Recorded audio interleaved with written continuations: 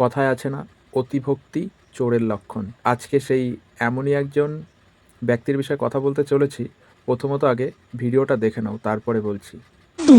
22 million follower sir, কিন্তু 22টা লোক আজকে ককরোচদের সাথে দেখা গেল না।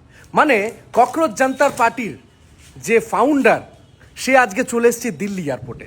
সে ভেবেছিল আজকে বিরাট বড় একটা প্রোটেস্ট করে দেবো, প্রচুর মানুষ আসবে, প্রচুর মানুষ সমর্থন করবে, কিন্তু 22 মিলিয়ন স্যার, 22 জনও এলো না।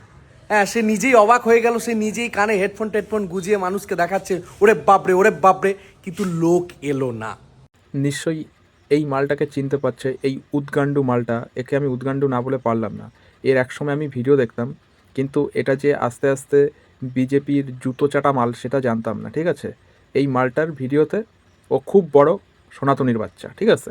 ওর ভিডিওতে ও যেহেতু উঁচু বংশের আর আমরা যেহেতু নিচু বংশের, ওর মধ্যে একটু জাত ভেদাভেদেরও ব্যাপার আছে, ঠিক আছে। ও প্রচুর পরিমাণে মানুষকে ছোট করে আর মানুষকে খুব ছোট চোখে দেখে। সবসময় কি ধর্মীয় বিষয় নিয়ে ডিসকাস করে।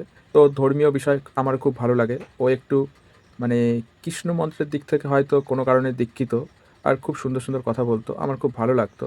কিন্তু হঠাৎ করে এর একটা জিনিস দেখলাম যে এই যে ককরোচ জনতা পার্টি যারা ভগবানকে আরাধনা করে, ভজন করে, তাদের মধ্যে কিন্তু এই ধরনের হিংসা জাতীয় বিষয় তৈরি হয় না। কিন্তু এই মালটা তো ভগবানের আরাধনা করে, তাহলে এর মধ্যে এত হিংসাত্মক কথাবার্তা কোথা থেকে আসে? মনের মধ্যে এত পাপ নিয়ে কি করে ভগবানের বিষয় নিয়ে এত বাতেলা মারে? ও আবার নাকি শ্রী প্রেমানন্দজির বড় ভক্ত। তা শ্রী প্রেমানন্দজি এরকম ধরনের মানসিকতা, শ্রী প্রেমানন্দজি এরকম ধরনের বিষয় উনি বলেন। শ্রী প্রেমানন্দজি কি বলেন? যে সৎ বিষয় নিয়ে আলোচনা করেন। উনি সবসময় সত্য কথা বলেন, আর সত্যের পথে কি করে চলতে হয় সেই সকল বিষয় নিয়ে, ধর্মীয় বিষয় ক্লিয়ারলিভাবে, মানে মানুষের মধ্যে যাতে কোনো আত্মহংকার, ঘৃণা এই সকল জিনিস তৈরি না হয়। তাই এর মধ্যে তো পুরোপুরি মানে কি বলবো, রাজনৈতিক বিজেপির তো বড় জুতোচাটা মাল। ঠিক, ওর ফেসবুক প্রোফাইল আমি দেখতে পাচ্ছি, যেদিনে 4 তারিখের পর থেকে ওর ফেসবুক প্রোফাইলে বিজেপি নিয়েই ও খুব মাতামাতি করে। তারপরে কি সাথে আবার এই গাড় বাংলা চ্যানেলে এবার মাঝখানে গেছিলো গাড় মারাতে, ঠিক আছে। এর আবার গাড় মারা সব আছে। গাড় বাংলা চ্যানেলে আবার কিছুদিন ইন্টারভিউ মারাতে গেছিলো। ও বড় সনাতনীর বাচ্চা, ঠিক আছে। আমরা তো সনাতনী নই, ও একাই সনাতনীর বাচ্চা, ঠিক আছে। বাতেলাবাজের বাল। আর সত্যি বলতে আমি ওকে নিয়ে কিছু বলতাম না, কিন্তু ভগবানের বিষয় নিয়ে আলোচনা করে, যে ভগবানের মতদর্শ নিয়ে সামনের দিকে ফোকাস করে, ওর বেশিরভাগ ভিডিও কি ধর্মীয় বিষয়, আর সাধারণ মানুষদের যারা কোনো কারণে দুঃখ কষ্টের মধ্যে থাকে তো একটু মোটিভেটেড কথাবার্তা বলে, ভগবানের উপরেই পুরোপুরি নির্ভরশীল। সেই মালটা কি করে এত ধরনের কুচুটিপানাগিরি তৈরি হয় তার মনের মধ্যে, এটাই বুঝে পাই না। আরে ভাই, ককরোচ পার্টিতে 22 জন লোক হয়েছিল না কি হয়েছিল সেটা তোকে দেখতে হবে না, তোরা তো জ্ঞান দিতে হবে না। তুই যা নিয়ে জ্ঞান দিস তুই তাই নিয়ে পড়ে থাক।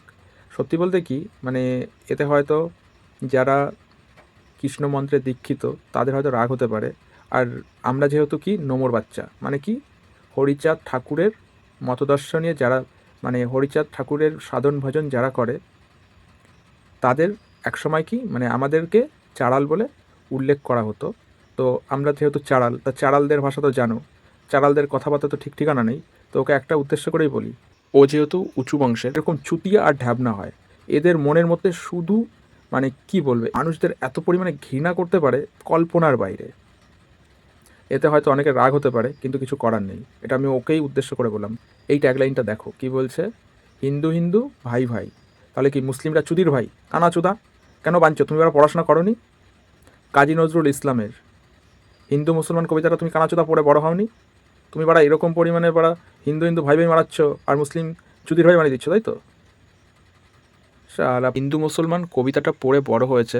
আর আমাদের ভারতবর্ষটা কি হিন্দু মুসলমান খ্রিস্টান বৌদ্ধ জৈন একটা কি নানান জাতির বসবাস হচ্ছে আমাদের এই ভারতবর্ষ। সেখানে কি করে তুই ভাই এরকম ভেদাভেদ তৈরি করিস? যেরকম বলছিস কি হিন্দু হিন্দু ভাই ভাই, তাহলে এটা কীরকম হয়? এবার দাঙ্গা সৃষ্টি হয় না? যখন দেশটা স্বাধীন হয়েছিল শুধু কি হিন্দুরাই করেছিল? মুসলিমদের কি কোনো অবদান নেই? সেইটা তোরা কেন ভাবিস না?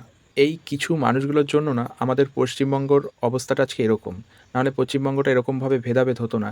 এই হিন্দু মুসলিমদের মধ্যে যে ভেদাভেদটা শুধু এই উচ্চ বংশের মানুষগুলোর জন্য আজকে এটা হয়েছে। প্রেমানন্দজির নাকি আবার বড় শিষ্য, মনের মধ্যে এত হিংসাম ভর্তি, সে কি করে প্রেমানন্দজির মানে শিষ্য হলো সেটা ভেবে আমি অবাক হয়ে যাই যে ওনার এক আনাও তোর মধ্যে নেই।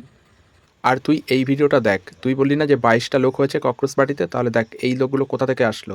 শুধু আন্দাজে গেজানো গল্প দিয়ে যাস, লোককে বিভ্রান্ত করিস, লোককে ভুলভাল তথ্য দিবি না। আগে দেখ কত লোক হয়েছে, 22টা লোক হয়েছে না কত, 22টার বেশি হয়েছে কিনা তুই ভালো করে দেখে নে ভিডিওটা।